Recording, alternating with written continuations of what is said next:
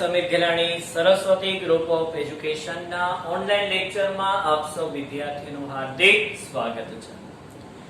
વિદ્યાર્થી મિત્ર, આપણે ધોરણ 12 કોમર્સ વાણિજ્ય વ્યવસ્થાની અંદર ચેપ્ટર નંબર 4 વ્યવસ્થા તંત્ર વિષયની આપણે સમજૂતી મેળવી રહ્યા છીએ, જેમાં આપણે અગાઉના લેક્ચરની અંદર સત્તા સોંપણીનો અર્થ, સત્તા સોંપણીનું મહત્વ વિષયની આપણે સમજૂતી મેળવી છે। આ લેક્ચરની અંદર સત્તા સોંપણીના મૂળ તત્વ વિષયની આપણે સમજૂતી મેળવવાની છે। આપણને લુઈસ એલને કહ્યું હતું ને કે સત્તા સોંપણી એ એક પ્રક્રિયા છે, તો અહીંયા સત્તા સોંપણીની પ્રક્રિયા પૂર્ણ કરવા માટે મૂળ તત્વ 3 જરૂરી છે, ત્યારે તમારી એક સત્તાની સોંપણીની પ્રક્રિયા પૂર્ણ થઈ કહેવાય। તો સત્તા સોંપણીના મૂળ તત્વ વિશેની આપણે સમજૂતી મેળવીએ। બોર્ડ ઉપર આપ જોઈ શકો છો। પહેલા કહ્યું છે કે સત્તા સોંપણી શું? સત્તા સોંપણી એ અન્ય વ્યક્તિને સત્તા અને જવાબદારી સોંપી અસરકારક દેખાવ માટે એક ઉત્તરદાયિત્વનું સ્થાપના કરે છે કે સર્જન કરે છે। એટલે કે જ્યારે તમે સત્તાની સોંપણી કરો છો ત્યારે એની અંદર બે બાબતની સોંપણી થાય છે। એક જવાબદારીની વહેંચણી થાય, એટલે કે કાર્યની વહેંચણી થાય, અને એ કાર્ય કરવા માટેની સત્તાની સોંપણી થાય। હવે જવાબદારી એટલે કે કાર્ય સોંપાઈ ગયું અને એ કાર્યને અમલમાં મૂકવાની સત્તા આપી દીધી, એટલે આપમેળે એક ત્રીજું તત્વ ઉદ્ભવે છે, જે છે ઉત્તરદાયિત્વ।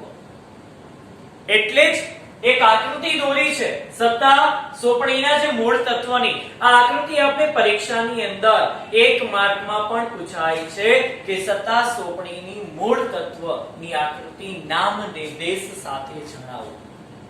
સત્તા સોંપણીની મૂળ તત્વ એટલે હવે એને મગજમાં એક યાદ રાખી દેવાનું, ત્રિપાઈ। ત્રિપાઈ 3 પાયાવાળી ત્રિપાઈની વાત કરે છે।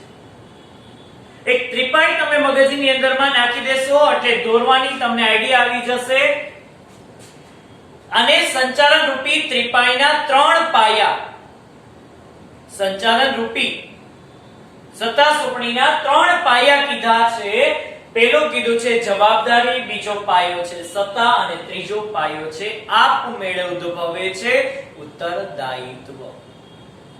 એટલે કે જવાબદારીની વહેંચણી થાય પછી એ જવાબદારીને અમલમાં મૂકી શકે એ માટે તમારે એને સત્તા આપવી પડે, અને સત્તા આપી દીધા પછી એ વ્યક્તિ કામ કરે છે, અને કામ કરી લીધા બાદ એ કામનો ઉત્તર એના ઉપરી અધિકારીને આપે છે, એટલે આપમેળે આ પાયાનું સર્જન થઈ જાય છે। તો અહીંયા લખવાનું છે નીચે, જવાબદારીની વહેંચણી થાય છે, સત્તાની સોંપણી થાય છે, અને ઉત્તરદાયિત્વ આપમેળે ઉદ્ભવે છે। જો આ ત્રણેય બાબત નહીં લખો અને આકૃતિ પરીક્ષામાં દોરેલી હશે તો અડધો જ માર્ક મળશે। તો સ્વાભાવિક છે, આકૃતિ એકદમ ઈઝી છે, અઘરી નથી, સહેલી છે, તો એને ધ્યાનમાં રાખીને 1 માર્ક આપણે પૂરો લેવો છે તો વ્યવસ્થિત આકૃતિ દોરી લેવી। હવે નીચે લખ્યું છે કે જવાબદારી, સત્તા અને ઉત્તરદાયિત્વ આ 3 પાયા કીધા છે। ત્રણેય પાયાનું મહત્વ સરખું છે। જો ત્રણેય પાયાનું મહત્વ એટલે કે લાંબા ટૂંકું હોય, જવાબદારીના પ્રમાણમાં તમે એને સત્તા ના આપો તો આ પાયો લાંબો થાય, આ પાયો ટૂંકો થાય। જે ત્રિપાઈ ઊભી રહી શકશે તો કે ના, ડગમગશે। આપણે જોઈએ છે ને કે ત્રિપાઈ હોય કે ડાઇનિંગ ટેબલ હોય તો એકાદો પાયો લાંબા ટૂંકો હોય તો શું થાય છે? ડગમગે। પછી આપણે નીચે કાગળ ભરાવીએ, રાખીએ કાંઈક કે જેથી કરીને અપડાઉન ન થાય।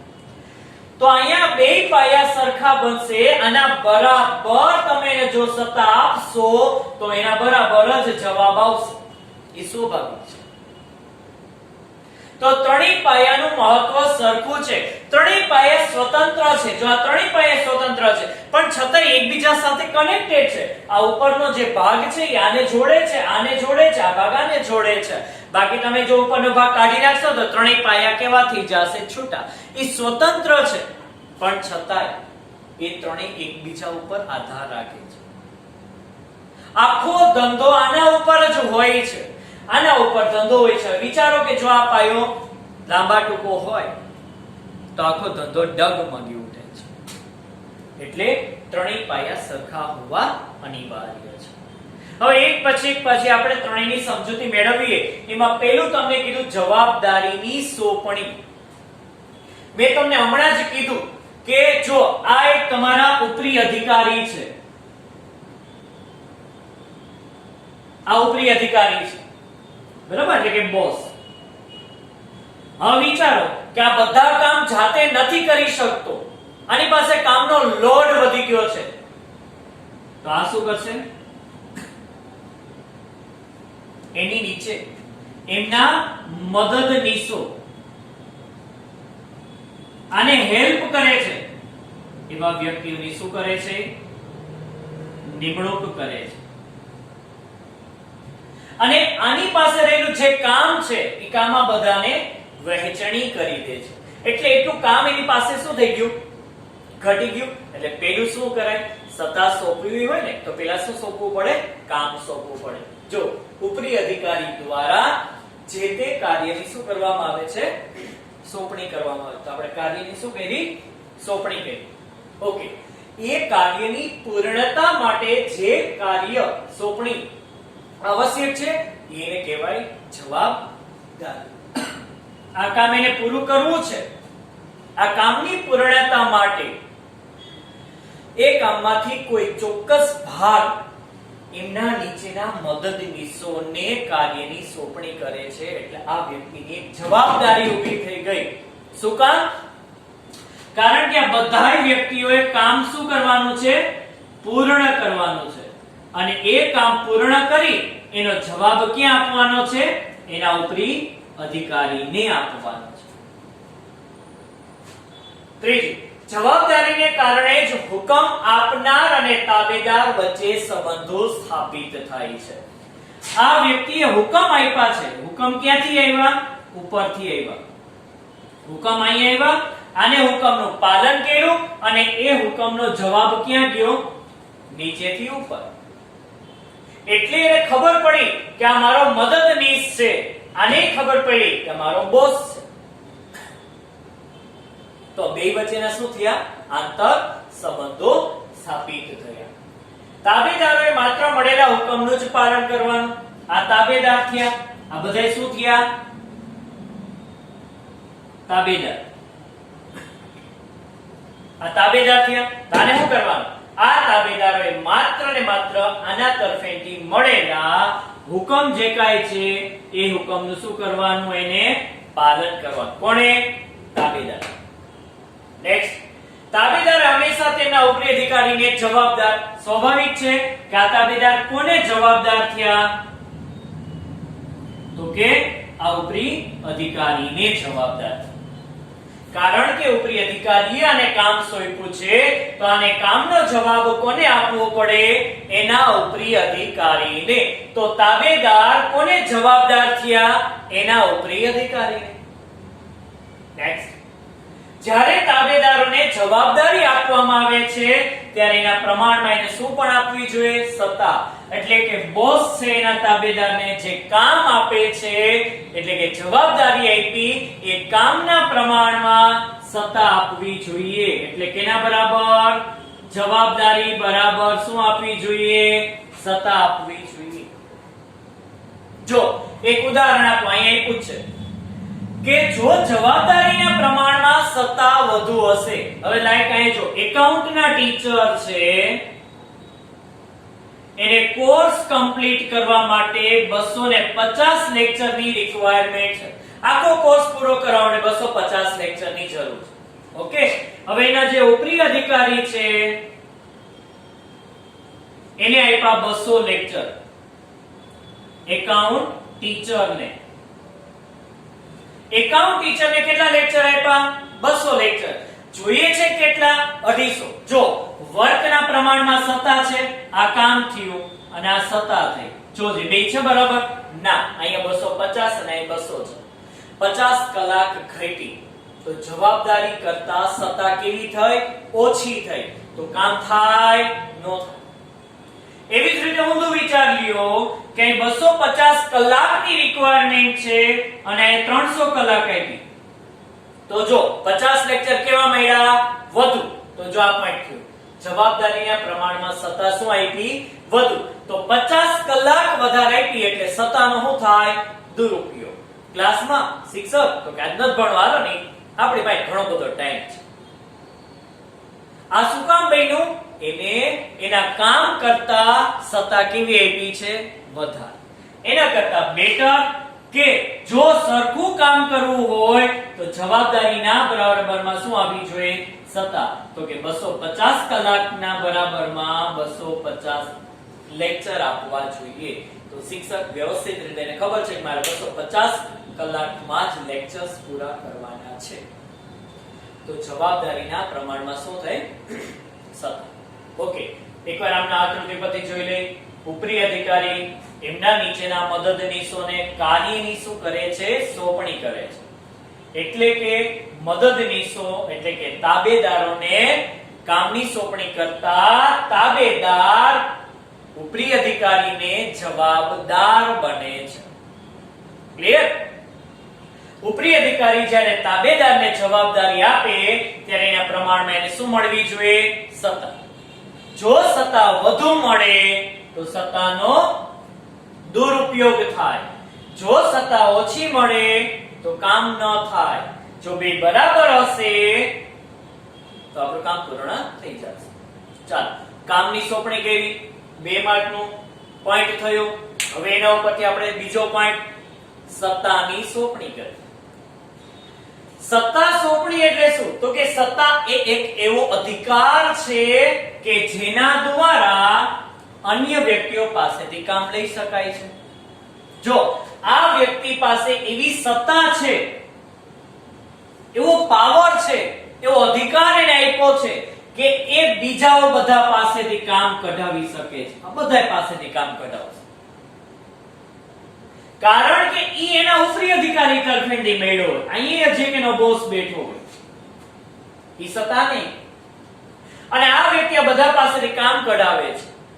તો થઈ ગયું, સત્તાએ કેવો અધિકાર આપ્યો કે બીજાઓ પાસેથી શું કરી શકે છે? કામ લઈ શકે છે.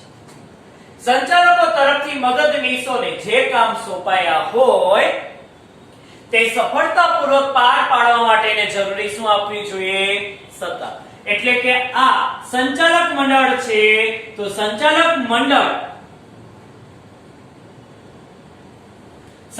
મંડળે એમના જે જનરલ મેનેજરને કામ સોંપ્યા છે એ કામ સફળતાપૂર્વક કામ પાર પાડી શકે એ માટે એને જરૂરી શું આપવી પડે છે? સત્તા આપવી પડે છે. એ જ રીતે આ બધાનો હેડ કોણ થાય? તો કે આ થાય. તો આ પણ વ્યક્તિ પોતાનામાંથી અમુક સત્તા બધા નીચેના મદદનીશોને આપે છે. બરાબર? જો હવે લાઈક આ શૈક્ષણિક જે સંસ્થા છે તો અહીં 3 ટ્રસ્ટીઓ આવી ગયા આપણા જેએમપી. ઈ કોને આપે છે? દરેક હેડ, દરેક પ્રિન્સિપલને. પ્રિન્સિપલ કોને આપે છે? દરેક ટીચર્સ. થઈ ગયું. તો દરેક વ્યક્તિઓ પોતાના કામની સફળતાપૂર્વક પાર પાડી શકે એ માટે એને જરૂરી શું આપે છે? સત્તા સોંપે છે. સત્તા સોંપણી ક્યાંથી ક્યાં થઈ મિત્ર? સત્તા સોંપણી ઉપરથી નીચે તરફ થઈ. કોની પાસે સત્તા હતી? સંચાલક મંડળ. કોને આપી? જે તે હેડને. હેડ કોને આપે છે? જે તે કર્મચારીઓને આપે અથવા તાબેદારોને. તો સત્તા ઉપરથી નીચે તરફ થાય. ઓકે, આ બધા વ્યક્તિઓને સત્તા આપવી છે તો એ બધા વ્યક્તિઓમાં શું જોશું? રૂડો રૂપાળો હોવો જોઈએ, બોડી એ ફિટનેસ હોવો જોઈએ, હાઈટ 6 ફૂટ હોવી જોઈએ. આવી રીતે ના. ઈ વ્યક્તિની અંદર જ્યારે તમે એને સત્તા સોંપો છો ત્યારે વ્યક્તિની આવડત, લાયકાત, શિક્ષણ, અનુભવ, કૌશલ્ય આ બધી જ બાબતો ધ્યાનમાં લેવાની છે. દાખલા તરીકે આ વ્યક્તિને સીએનસી વીએમસી મશીન ઓપરેટ કરવા માટે આપવામાં આવે છે તો આ વ્યક્તિ કોમ્પ્યુટર થી પરિચિત હોવો જોઈએ, ટેકનિકલ થી પરિચિત હોવો જોઈએ, એની પાસે ટેકનિકલ જ્ઞાન હોવું જોઈએ, કોમ્પ્યુટર જ્ઞાન હોવું જોઈએ. ત્યારે વ્યક્તિની કામ સોંપી શકાય. હવે આ વ્યક્તિ પાસે કોઈ કોમ્પ્યુટર નોલેજ નથી, ટેકનિકલ નોલેજ નથી, અને તમે કામ આપો તો કામ ન થાય. એટલે સત્તાની જ્યારે સોંપણી કરો છો ત્યારે કઈ બાબત ધ્યાનમાં રાખવાની? એમની આવડત, લાયકાત, શિક્ષણ, અનુભવ, બધી બાબતો. ઓકે, હવે હું આ બધાને સત્તા આપીશ, મારે આપવી છે, પણ હું કઈ કઈ બાબતની આપીશ? તો અન્યને કામ સોંપવાની સત્તા. હું આને કઈ સારાથી ન થાય ને તો તું તારા નીચેના વ્યક્તિને કામ સોંપી શકીશ, ત્યારે જ આ વ્યક્તિના નીચે કામ સોંપી શકે, એ સિવાય નહીં. બાકી બધું કામ ત્યારે એને જ કરવાનું. આજે મારા ઉપરાંત અધિકારીએ મને એવું કીધું હોય કે તમારાથી કામ ન થાય તો તમે તમારા આસિસ્ટન્ટ ટીચર્સને કામ સોંપી શકો છો, તો જ હું કામ સોંપી શકીશ, બાકી મારે જ કરવાનું. બીજું, ખર્ચ કરવાની સત્તા. મને મારા ઉપરોક્ત અધિકારીએ એવું કીધું હોય કે તમારા વિભાગની અંદરમાં જ્યાં પણ કંઈ ખર્ચ કરવાની જરૂર પડે તો તમે ખર્ચ કરી શકો છો, બાકી હું ખર્ચ એકદમ પૂછ્યા વગર કરી શકતો નથી. શિક્ષાત્મક પગલા લેવાની. મારા નીચે જે વ્યક્તિઓ કામ કરે છે, જો એ કામ વ્યવસ્થિત ન કરતા હોય, નીતિ નિયમનો ભંગ કરતા હોય, તો એની સામે હું શિક્ષાત્મક પગલા લઈ શકીશ. ક્યારે? જ્યારે મને ઉપરોક્ત અધિકારી તરફથી આ બાબતની સત્તા મળી હોય ત્યારે. કર્મચારીઓની નિમણૂક કરવાની સત્તા. મારા વિભાગની અંદરમાં કામ એટલું બધું વધતું જાય છે, એટલું બધું વધતું જાય છે કે હું કામ ન કરી શકતો અને મારે મારા નીચે કર્મચારીની નિમણૂક કરવાની જરૂર પડે તો મને ઉપરોક્ત અધિકારી તરફથી આદેશ હોય કે તમે કર્મચારીની નિમણૂક કરી શકો છો, તો જ હું કરી શકીશ, બાકી કરી શકીશ નહીં. તો આથી તમારી સત્તા. સત્તા એટલે શું? સત્તા એક એવો અધિકાર છે જે બીજા પાસેથી શું લઈ શકાય છે? કામ. સંચાલકો તરફેણથી જ્યારે મદદનીશો પાસેથી કામ કરાવવું હોય ત્યારે એને શું આપવી પડે? જરૂરી સત્તા. સત્તા ક્યાંથી ક્યાં સોંપાય? ઉપરથી નીચે. સત્તા સોંપતી વખતે કઈ બાબતો ધ્યાન રાખશો? વ્યક્તિની આવડત, લાયકાત, શિક્ષણ, અનુભવ વગેરે બાબતો.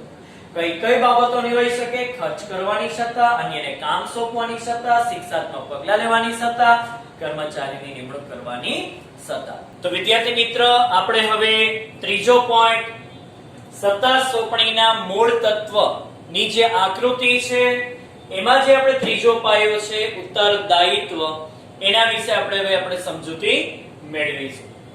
આ જે પોઈન્ટ્સ કે જે પરીક્ષાની અંદરમાં આપણે 2 માર્કની અંદરમાં સંજ્ઞા પૂછાય છે, ઉત્તરદાયિત્વ સમજાવો. આ વર્ષે પણ એટલે કે 2019-20 ની અંદર આ પ્રશ્ન 1 માર્કની અંદરમાં પૂછાઈ ગયેલો હતો કે ઉત્તરદાયિત્વ એટલે શું?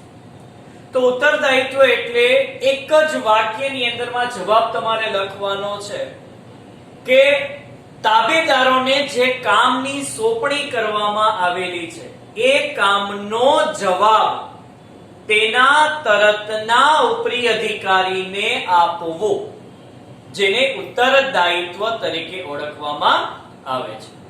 જેમ કે એક સિમ્પલ ઉદાહરણ તરીકે આપણે જોઈએ કે દાખલા તરીકે આ એક CEO છે, આની નીચે જનરલ મેનેજર છે, આની નીચે જુદા જુદા અલગ અલગ વિભાગીય અધિકારીઓ છે. હવે તો કે કાર્યની સોંપણી આખા ધંધાકીય એકમનું કાર્ય કેના હસ્તક છે? CEO પાસે, ચીફ એક્ઝિક્યુટિવ ઓફિસર. હવે બધા કામ આનાથી શક્ય નથી બનતા, એટલે કામ કોને આપે છે? જનરલ મેનેજરને. જનરલ મેનેજર પણ બધા જ કામ જાતે કરી શકતા નથી, એટલા માટે કામ સોંપે છે જુદા જુદા વિભાગીય અધિકારીઓને. હવે આ જે જુદા જુદા વિભાગીય અધિકારીઓ છે એના તરતના ઉપરી અધિકારી કોણ થશે? જનરલ મેનેજર થશે.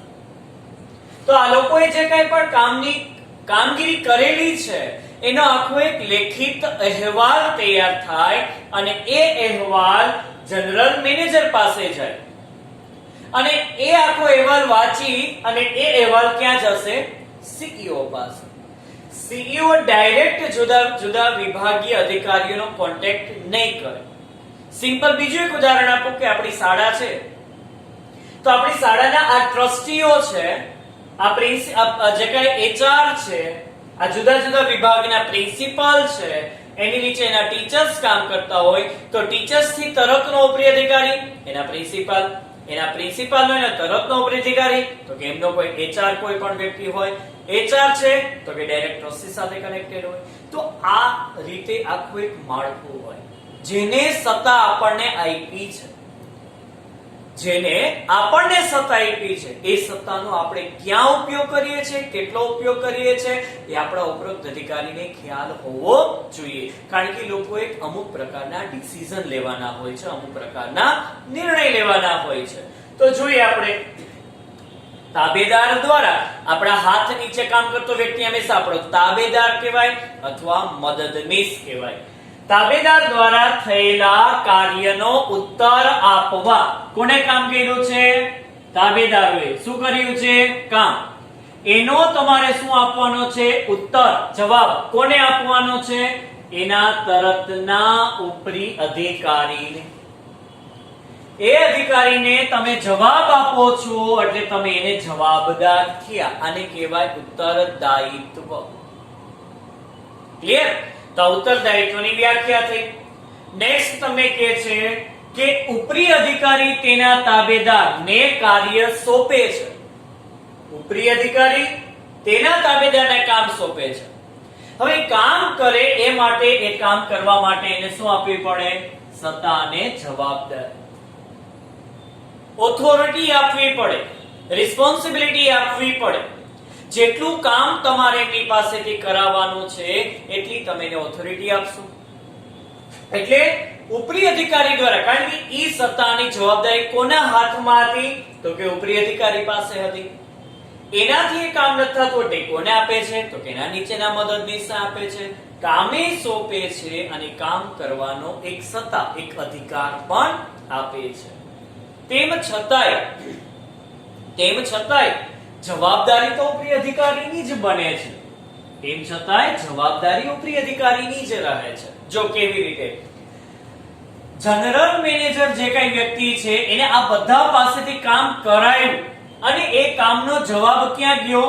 સીઈઓ પાસે. હવે આ કામ જે અહીંથી ઉપર ગયું એ કામની અંદરમાં કોઈ ભૂલ છે, કોઈ ખામી છે તો જનરલ મેનેજર એની જવાબદારીમાંથી છટકી શકશે ખરા? ના. કારણ કે એની જવાબદારી છે, કારણ કે આ જવાબદાર છે. કોને? એના ઉપરી અધિકારીને. એને ઉત્તર આપવો પડે. આ ઉત્તરનો જવાબ માંગશે, પ્રશ્ન પૂછશે તો આને જવાબ આપવો પડે. એ એમ નથી કહી શકતો કે આ બધા કામ તો મારા નીચેના વ્યક્તિઓએ કર્યા છે, એની ભૂલ છે. એમ નો ચાલે. કારણ કે ઉપરનો અધિકારી તો એમ કહેવાનો છે કામ મેં તમને સોંપ્યું છે, તમારા નીચેના વ્યક્તિઓને કામ સોંપ્યું નથી. એટલે જવાબ હું એમની પાસેથી નહીં માંગુ, જવાબ તમારે મને આપવો પડશે. નેક્સ્ટ, જવાબદારી અને સત્તા ની સોંપણી કર્યા પછી સત્તા સોંપનારે એટલે કે જે વ્યક્તિએ આપણને સત્તા આપી છે પોતાના મદદનીશો, એટલે આપણે સત્તા આપી, હવે મારા નીચેના મદદનીશો, મને સત્તા મારા ઉપરોક્ત અધિકારી પાસેથી મળી. ઓકે, મારાથી એ બધું કામ નથી થતું તો મેં મારું કામ નીચેના વ્યક્તિઓને આપ્યું. હવે એમને મેં કામ તો સોંપ્યું, પછી તો મારે જોવું પડે કે મારા નીચેના વ્યક્તિઓ કામ કરે છે કે નહીં. એ મારાથી ઉપરનો વ્યક્તિ નહીં જોવે. કારણ કે મારા નીચે જે કોઈ વ્યક્તિ કામ કરે છે તો મારે ચેક કરવાનું હોય, મારાથી ઉપરના વ્યક્તિએ ન કરવાનું હોય. મારા ઉપરના વ્યક્તિ તો મારી પાસેથી ખાલી રિપોર્ટિંગ માંગે, એ મારી પાસેથી ખાલી ઉત્તર માંગે તો મારે એને જવાબ આપવો પડે. તો મારે જોવું પડે કે મારા નીચેના જે કઈ મદદનીશો છે એ કામ વ્યવસ્થિત રીતે કરે છે કે નહીં. એટલા જ માટે ઉત્તરદાયિત્વનો માર્ગ હંમેશા ઉપરથી નીચે તરફનો હોય. આ પરીક્ષાની અંદરમાં તમને પૂછાય, ઉત્તરદાયિત્વનો માર્ગ હંમેશા નીચેથી ઉપર તરફનો હોય. કારણ કે સત્તા અહીંથી અહીં આવી તો જવાબ અહીંથી ઉપર જ જાય. Is it clear? બરાબર? તમે કોઈકને કામ સોંપ્યું છે તો કામ નીચે ગયું. તમે એને સત્તા આપી છે તો ઉપરથી સત્તા નીચે, પણ એનો કામનો જવાબ તો ઉપર જ જશે. તમે કોઈકને જવાબદાર છો તો ઉત્તરદાયિત્વથી. જવાબદારીની વહેંચણી થઈ, કામ ડિવાઈડ કર્યું, એ કામ કરી શકે માટે કામ કરવા માટેની એને પૂરતી સત્તા પણ આપી. હવે આના પ્રમાણમાં તમારે એને જવાબ આપવો પડે, ઉત્તર આપવો પડે. એટલે હંમેશા ઉત્તરદાયિત્વનો માર્ગ નીચેથી ક્યાં હશે? ઉપર તરફ હશે. આ યાદ રાખજો. સત્તાનો માર્ગ હંમેશા ઉપરથી નીચે તરફનો હશે. આ બે પરીક્ષામાં માર્ગ પૂછાય છે. કામ સોંપ્યું છે, અહીંયા કામનો જવાબ આપ્યો છે. કામ સોંપ્યું છે, ઉપરી અધિકારી આપણને આપ્યું. કામનો જવાબ આપણે કામ કરી અને ઉપરી અધિકારીને આપણે આપીએ છીએ. ઉત્તરદાયિત્વની સોંપણી ન થાય, ઉત્તરદાયિત્વ તો આપમેળે ઉદ્ભવે. આ પાયો આપમેળે થયો. કામ સોંપ્યું, કામ કરવા માટેની સત્તા આપી, તમે કામ કર્યું, હવે તો એ આપમેળે ઉદ્ભવે. એટલે ઉત્તરદાયિત્વ હંમેશા આપમેળે ઉદ્ભવે છે, એની કોઈ સોંપણી થતી નથી. હવે આપણે એક ઉદાહરણ દ્વારા આપણે સમજીશું. ઉદાહરણે લખ્યું છે કે હિસાબી અધિકારી અહીંયા આપ્યો છે એક વ્યક્તિ, એનો ઉપરી અધિકારી કોણ છે? General manager. કોણ છે? General manager. આનો ઉપરી અધિકારી જનરલ મેનેજર. જનરલ મેનેજરે કામ કોને સોંપ્યું? હિસાબો માટેનું. તો કે કોઈક એક હિસાબી અધિકારીને. એટલે કામ ક્યાંથી ક્યાં થયું? તો કે જનરલ મેનેજર થી હિસાબી તરફ ગયું. હવે હિસાબી અધિકારી બધા જ કામ નથી કરી શકતો, એટલે એ વ્યક્તિએ હિસાબ કરવા માટે, વહીવટી કામગીરી કરવા માટે કોની નિમણૂક કરી? એકાઉન્ટન્ટની નિમણૂક કરી. જો ત્રણ વ્યક્તિ થયા, જનરલ મેનેજર, એના નીચે હિસાબી અધિકારી, હિસાબી અધિકારીના નીચે એકાઉન્ટન્ટ. ચાલો, એકાઉન્ટન્ટ જે કહે છે એ હિસાબ કરતો હોય, વહીવટી કામગીરી કરતો હોય, ત્યારે આ વ્યક્તિ આના ઉપર ધ્યાન રાખવાનું હોય કે આ વ્યક્તિએ ધ્યાન રાખવાનું હોય? આનો ધ્યાન રાખે, અહીંયાનો ધ્યાન રાખે. આ ક્યાં ધ્યાન રાખશે? આના ઉપર ધ્યાન રાખશે.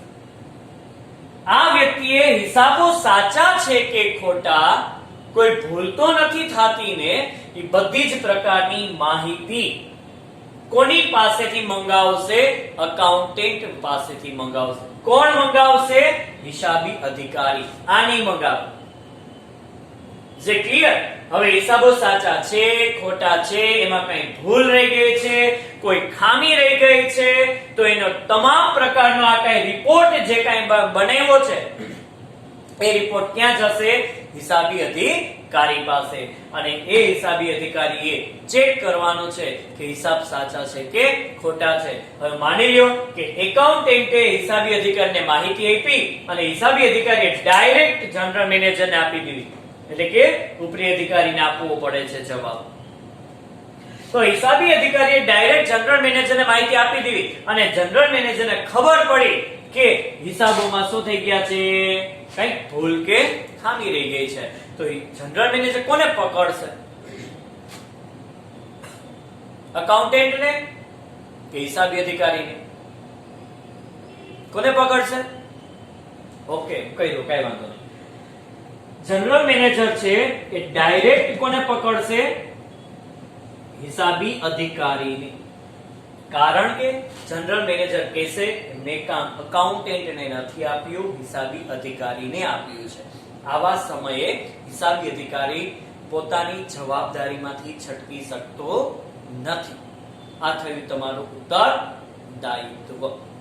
તો આ રીતે આપણે પ્રશ્નની અંદરમાં સત્તા સોંપણીની ત્રિપાઈના 3 પાયા તરીકે પેલું જવાબદારી, બીજું સત્તા અને ત્રીજું ઉત્તરદાયિત્વ. આ પ્રશ્ન થયો 3 માર્કનો, અથવા તમને અલગ અલગ પોઈન્ટ્સ પણ તમને 2 માર્કની અંદરમાં પણ પૂછાઈ શકે છે. તેમજ આપણે 1 માર્કની આકૃતિ પણ પરીક્ષામાં પૂછાય છે. તો જે રીતે આપણે સમજાવેલ છે એટલા ટોપિક આપણે લખવાના રહેશે. આભાર.